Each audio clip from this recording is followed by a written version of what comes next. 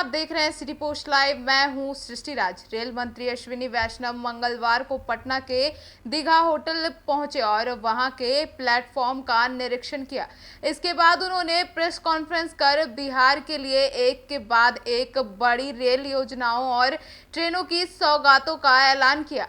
आगे सुनिए और क्या कुछ कहते नजर आए। जीएम साहब बता रहे हैं अगस्त सितंबर तक चलेगा।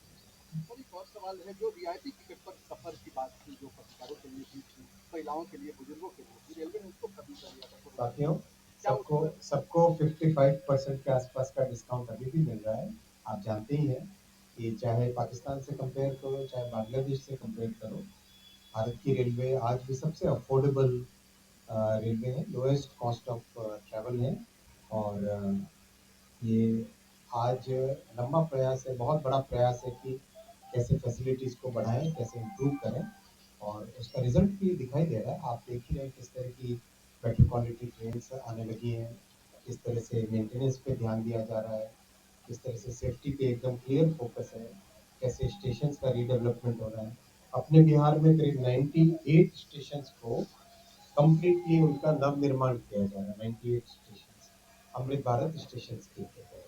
और मैं आपको एक और बताना चाहूँगा, 2024 के फर्स्ट क्वार्टर से चालू करके एक एनुअल कैलेंडर रिक्रूटमेंट का बना है, जो कि रेलवे के इतिहास में पहली बार हुआ।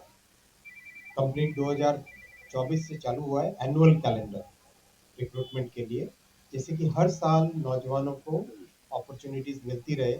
और अगर आप कंपेयर करो 4 से 14, 2004 से 14, उस पीरियड में करीब 4 लाख के आसपास रोजगार दिया गया था, और मोदी जी ने 14 से 24 में 5 लाख से अधिक का रोजगार दिया है। और अब तो कंप्लीट हर वर्ष इस तरह से कैलेंडर ये बना है कि फर्स्ट क्वार्टर में एएलपी का रिक्रूटमेंट हो, सेकेंड क्वार्टर में टेक्नीशियन, और बहुत सारे छोटे छोटे कैडर्स हैं जैसे हेल्थ केयर है, उस सब में इन सब का सेकेंड क्वार्टर में रिक्रूटमेंट। थर्ड क्वार्टर में एनटीपीसी कैटेगरी, जो स्टेशन मास्टर, पीटी वगैरह है, उन सब कैटेगरीज का रहता है। और फोर्थ क्वार्टर में ग्रुप डी का। तो ये साइकिल बहुत अच्छी चल पड़ी है, और इसमें बहुत सारे इनोवेशंस भी कर रहे हैं, और लाखों की संख्या में कैंडिडेट्स ने एग्ज़ाम भी दिए हैं, और बहुत स्मूथ तरीके से एग्ज़ाम अभी तक हुए हैं। और इसका बहुत सारा फीडबैक भी आया है कैंडिडेट्स की तरफ से, और कैंडिडेट्स की कई सारे उनके साथ जुड़े हुए ऑर्गेनाइजेशंस के भी फीडबैक आया है। तो लगातार उसमें इम्प्रूवमेंट भी कर रहे हैं। और ये खुशी की बात है कि एक एनुअल कैलेंडर बनने से सभी हमारे नौजवानों को एक बेटर फैसिलिटी अब मिलने लगी है। Sir, Bihta Aurangabad rail line को सर क्या जी, बिहटा औरंगाबाद रेल लाइन को लेकर बिहटा औरंगाबाद का बिहटा औरंगाबाद का वो सर इसी सेक्शन में पड़ेगा। इसी सेक्शन में पड़ेगा, इसी सेक्शन। बिल्कुल, उसकी डीपीआर भी बन रही है। सर श्रीनगर से जो ट्रेन चली है वो कब तक जम्मू से लिंक होगा, पटना से लिंक होगा? देखिए, श्रीनगर एक हायर ऑल्टीट्यूड पे कंप्लीट, जब आप दुनिया के कोई भी दूसरे देश भी देखेंगे, हायर ऑल्टीट्यूड पे जो ट्रेन्स होती हैं, वो ट्रेन एक उसकी एक अलग डिज़ाइन बनाई जाती है, बहुत अलग टाइप की डिज़ाइन होती है। उसमें प्रेशर से रिलेटेड, टेम्परेचर से रिलेटेड कई सारे, उसकी इलेक्ट्रॉनिक्स में भी स्पेशल प्रिकॉशंस लिए जाते हैं, वायरिंग वगैरह में कई चीज़ों में स्पेशल प्रिकॉशंस लिए जाते हैं हायर ऑल्टीट्यूड की ट्रेन के लिए। और अब रेलवे नेटवर्क से श्रीनगर ऑलरेडी जुड़ चुका है। जम्मू स्टेशन पे कंप्लीट जो भी ट्रेन आती है उसका ट्रांसशिपमेंट होता है, जिसको ब्रिजिंग बोलते हैं। अगर आप जापान में नॉर्थ में जाएं, वहाँ भी ऐसा ही होता है। स्विट्जरलैंड में जाएं, ज्यूरिख से जाओ एक लेवल, उसके बाद से आगे फिर ब्रिजिंग होती है। तो वही फैसिलिटी यहाँ पर है। धन्यवाद साथियों। आप सब जानते हैं कि भारत के प्रधानमंत्री श्री नरेंद्र मोदी जी बिहार में रेलवे के डेवलपमेंट के लिए लगातार आग्रह रखते हैं, और उन्होंने 2014 में जिम्मेदारी लेने के बाद में बिहार के बिहार के रेलवे के डेवलपमेंट के लिए बजट को 9 गुना बढ़ाया है। 10,000 करोड़ रुपए का बजट दे रहे हैं, और कई सारे नए काम भी हाथ में लिए हैं। कई नए प्रोजेक्ट्स ऐसे हैं जो वर्षों वर्षों से पेंडिंग थे, उन सबको मोदी जी ने अपने इन 11 वर्षों के कार्यकाल में कंप्लीट किया है। और कई ऐसे नए प्रोजेक्ट जिनका समय से बहुत लंबे समय से इंतज़ार था, वो अब कंप्लीशन की तरफ आए। जैसे अररिया गलगलिया, जो कि पूरे हमारे सीमांचल क्षेत्र को जोड़ने वाली लाइन है, 111 किलोमीटर की, वो कंप्लीट हो गई। समस्तीपुर से दरभंगा की डबलिंग का काम करीब करीब बहुत लंबे समय के बाद में एक अच्छी प्रोग्रेस हुई उसकी। वैसे ही नरकटियागंज दरभंगा और सीतामढ़ी मुजफ्फरपुर की डबलिंग का भी प्रधानमंत्री जी ने 256 किलोमीटर की ये प्रोजेक्ट 4000 करोड़ का सैंक्शन किया। तो इस तरह से बहुत सारे काम हैं जो अभी बहुत अच्छी प्रोग्रेस हो रही है। मैं आपके सामने एक अच्छी खबर आपके सामने रखना चाहूँगा कि पटना से दिल्ली के बीच में डेली अमृत भारत एक्सप्रेस चालू करने का निर्णय लिया गया है। माननीय प्रधानमंत्री जी का बहुत आग्रह है कि हमारे दिल्ली और पटना के बीच में कनेक्टिविटी सिग्निफिकेंटली इम्प्रूव होनी चाहिए, बहुत बढ़नी चाहिए। तो ये डेली रहेगी और खूब जल्दी इसका इनॉग्रेशन किया जाएगा। साथ ही साथ दरभंगा से लखनऊ दरभंगा से लखनऊ ये वीकली अमृत भारत एक्सप्रेस का फैसला लिया गया है। और मालदा से लखनऊ, जो कि काफ़ी बिहार का हिस्सा कवर करके जाती है और पूर्वांचल को लखनऊ के साथ जोड़ती है, उसको वो भी एक फैसला लिया गया है।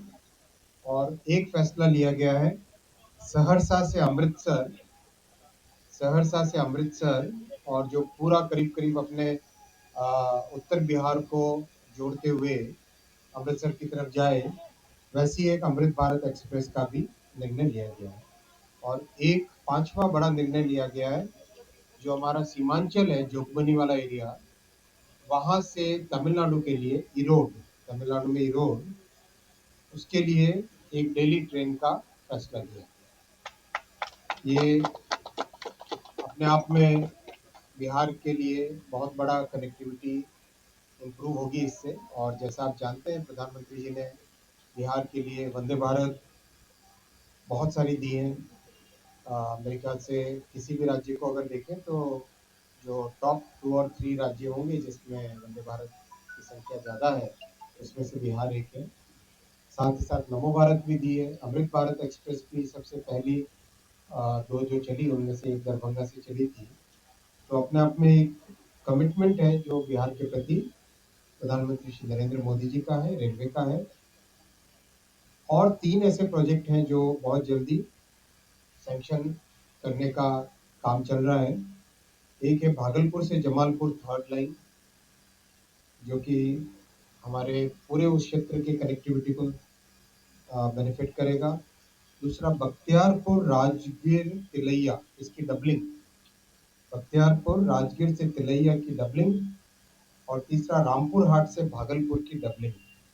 इन तीनों प्रोजेक्ट्स का डीपीआर बना के अप्रूवल करने का प्रोसेस बहुत तेजी से चल रहा है। आशा है इसका भी जल्दी सैंक्शन मिलेगा। और साथियों, आईटी के मामले में 2 आपके साथ शेयर करना चाहूँगा डेवलपमेंट्स। अपने पटना में STPI, software technology park of India, बहुत अच्छी फैसिलिटी बनी है जिससे कि आईटी इंडस्ट्री पटना में आ सके। ये इस तरह की एक फैसिलिटी बनाई गई है, वो कंप्लीट हो गई है। 53 करोड़ रुपए का इन्वेस्टमेंट इसमें हुआ है। और दरभंगा की आईटी कैंपस, वो भी कंप्लीट होने को आया है। ये दोनों भी बहुत जल्दी आरंभ करेंगे। बहुत धन्यवाद साथियों। आज कर्पूरी ग्राम जाने का सौभाग्य मिला। भारत रत्न श्री कर्पूरी ठाकुर जी ने जिस तरह से समाज के अति पिछड़े वर्गों को मुख्य धारा में लाने का काम किया था, आज उनको श्रद्धांजलि भेंट की और उनके गांव जाने का मौका मिला, उनके घर जाने का भी मौका मिला। और विशेषकर कैसे उस एरिया में फैसिलिटीज़ बढ़ाएं रेलवे की, कर्पूरी ग्राम स्टेशन को रीडेवलप करना, नई फैसिलिटीज़ लाना, वो सब भी किया। और समस्तीपुर के रिलेटेड बहुत सारे फैसले भी लिए गए। समस्तीपुर में कंप्लीट रेलवे का डेवलपमेंट कैसे हो, उस पर भी आज लंबी चर्चा हुई और 2 नई लाइनों का जो अपने दरभंगा एमपी साहब ने कहा उसका डीपीआर भी आगे ले जाने का फैसला लिया गया और साथ ही साथ ईस्ट कोस्ट